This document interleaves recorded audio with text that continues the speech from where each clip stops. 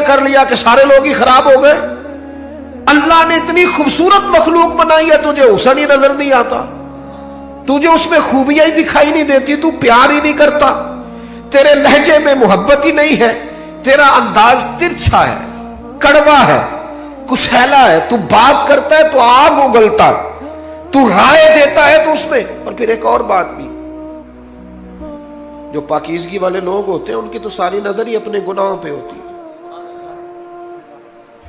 ہم جب بھی بات کرتے ہیں نا بڑا کھل کھل کے کرتے ہیں، بات کرتے ہیں تو بڑا جناب ہمارا انداز عجیب ہوتا ہے کہ جیسے بڑے پرہیزگار ہیں، بڑے بھولے بھالے، بڑے اللہ والے، ریاض آپ کو بس ہم ہی جانتے، لیکن اپنی کوتاہیوں پر نظر ہی نہیں کرتے۔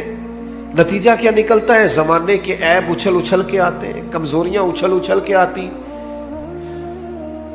صاحب مکتوبات دو صدی نے ایک بات لکھی ہے، کہتے ہیں حضرت موسیٰ کلیم علیہ السلام کو نا ایک دفعہ حکم دیا گیا تھا کہ بستی میں سب سے اچھا آدمی ڈھونڈ کے لائیں۔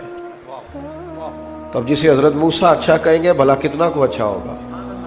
جناب کلیم نے ایک متقی پرہیزگار ظاہر و باطن کا حسین آدمی ڈھونڈا، مالک یہ سب سے پرہیزگار ہے۔ حضرت موسیٰ علیہ السلام نے اب اس نیک آدمی کی ڈیوٹی لگائی، فرمایا بستی میں جو سب سے گناہگار ہے وہ تو نے ڈھونڈنا ہے، نیکوکار میں نے ڈھونڈا ہے، اب سب سے گناہگار ہے۔ آپ کی توجہ ہے میری بات پر؟ جو نہیں بول رہے ہیں ان کی بھی ہے کہ نہیں ہے؟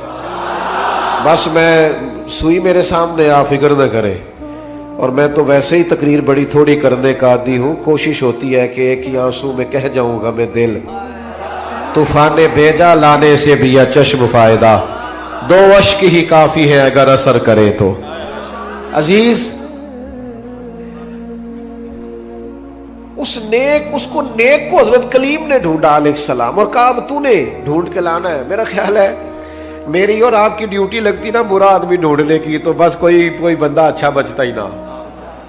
تو حضرت موسیٰ علیہ السلام نے اس سے کہا تو نے ڈھونڈ کے لانا ہے، تو اس بندے نے رونا شروع کر دیا۔ اس نے کہا حضور یہ کام میرے والا نہیں، میں نے تو کبھی پلٹ کے کسی کے عیب دیکھے ہی نہیں، مجھے ڈر آتا ہے، میں تو کمزور ہوں،